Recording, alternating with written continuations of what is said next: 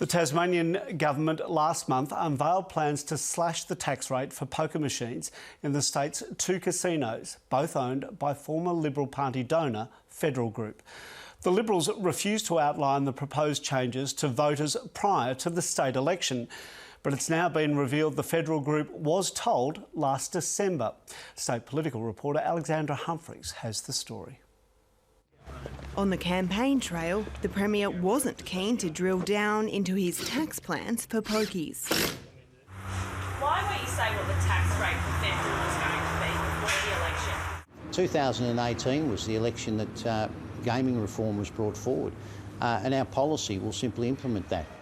After the dust settled, the re-elected Liberal government announced it wants to slash the tax rate for casino poker machines almost in half.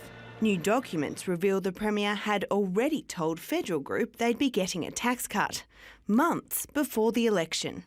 From the leader of our state, I think all of us should expect a much better standard, and certainly actually the courage of conviction to actually be honest with the Tasmanian people about a policy that he's taking to an election.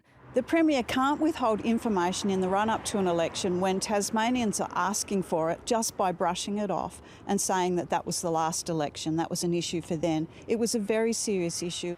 The fact that Federal Group were provided with early indications of what modelling should suggest doesn't take away from the fact that the government did not make any decisions until after the election. The legislation's now being finalised. If it passes Parliament, it'll end Federal Group's Pokies monopoly from 2023.